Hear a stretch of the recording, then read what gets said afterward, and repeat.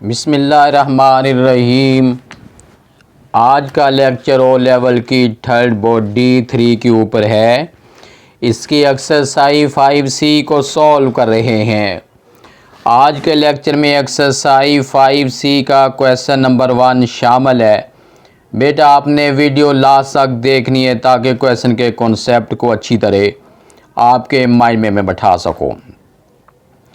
Question का simple concept ये है कि ये सिंपल इंटरेस्ट वाले क्वेश्चन है। सिंपल इंटरेस्ट होती क्या है, इसका बेस थीम आपको मैं बताने लगा हूँ।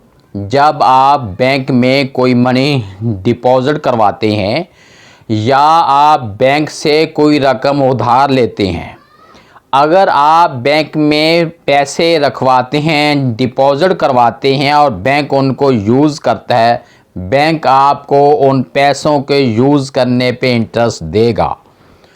अगर आप बैंक से पैसा लेते हैं, बैंक से आप पैसा उधार लेते हैं और आप पैसे को यूज़ करते हैं, आप बैंक को इंटरेस्ट देंगे।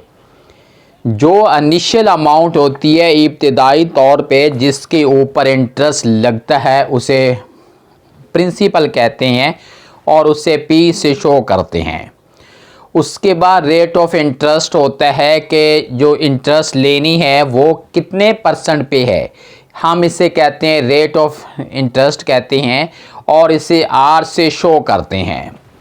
उसके बाद यहाँ पे T आता है, ये टाइम पीरियड के लिए पर एनम होता है, ये सालाना तौर पे इंटरेस्ट होता है।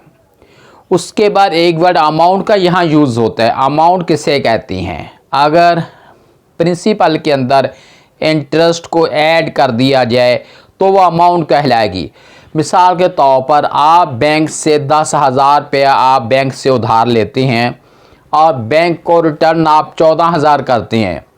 जो ऊपर वाला जो 4,000 जो ऊपर वाला है ये इंटरेस्ट है और टोटल 14,000 जिसमें इनिशियल 10,000 भी शामिल है और 4,000 इंटरेस्ट भी शामिल है। अब टोटल जो 14 बन गया है, अब हमने इसको अमाउंट का नेम देना है और इसे A से शो करना है। अब हम क्वेश्चन को सॉल्व करते हैं। क्वेश्चन 1 का डाटा मैंने बोर्ड पे राइट कर दिया A पार्ट का। उसमें हमारे पास जो P है वो 12,000 है, यानी जो इब्तदाई इनिशियल तौर पे जो पैसा है वो 12,000 है। रेट ऑफ इंटरेस्ट इसमें 8% है। टाइम पीरियड जो है 7 ईयर है। सिंपल इंटरेस्ट I हमने फाइंड करना है और साथ इसमें अमाउंट हमने फाइंड करनी है। सिंपल इंटरेस्ट का फार्मूला हमारे पास है I is equal to PRT/100 है।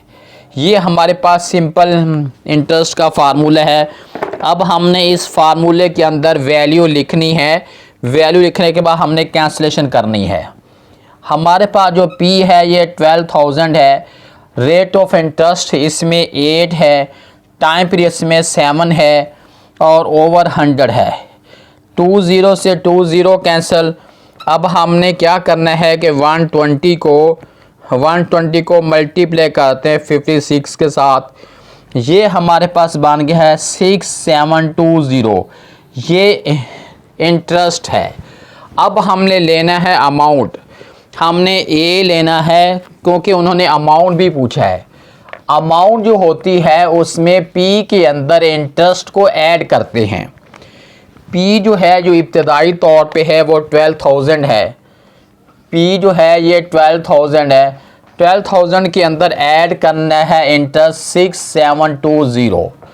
इसको इसमें ऐड करने के बाद आंसर बस 6720 ऐड करने के बाद इसका जो आंसर बन गया है वो बन गया $18,720 है। हमने क्वेश्चन 1 के A पार्ट को सॉल्व किया है। जी बेटे, अब हम क्वेश्चन 1 का B पार्ट सॉल्व करते हैं। B पार्ट ये है कि उसमें P हमारे पास $500 है और रेट ऑफ इंटरेस्ट इसमें 11% है। हमने टाइम पीरियड यानी T हमने निकालना है। उस सिंपल इंटरेस्ट ऑलरेडी उन्होंने दे दिया है, $220 है और एक इसमें हमने अमाउंट निकालनी है। सबसे पहला काम हमने वही करना है कि फार्मूला लगाएंगे I is equal to PRT/100 है। अब हमने इस फार्मूले में वैल्यू पुट करनी है। आई की वैल्यू, इंटरेस्ट की वैल्यू उन्होंने पहले से दे दी है, ये 220 है, और पी की वैल्यू हमारे पास 500 है। रेट ऑफ इंटरेस्ट इसमें 11 है। टी हम वैसे का वैसे आ जाएगा, हमने फाइंड करना है ओवर 100 है। 20 से 20 कैंसिल हो गया। उसके बाद हमने यूँ सॉल्व करना है। 220 इज़ इक्वल टू, ये 11 को 5 से मल्टीप्लाई करते हैं तो ये बन गया है 55t बन गया है। हमने t लेना, t हम एक साइड पे रखेंगे। उसके बाद 220 के ऊपर हमने ये डिवाइड करना है। t इज़ इक्वल टू, इसे कैंसिल करते हैं। 4 5 20, 422, ये हमारे पास t is equal to answer बन गया है, इसका 4 ईयर आंसर बन गया है। ये हमने t डेरिवेट कर लिया है। क्वेश्चन 1 का बी पार्ट भी हमने सॉल्व कर लिया है।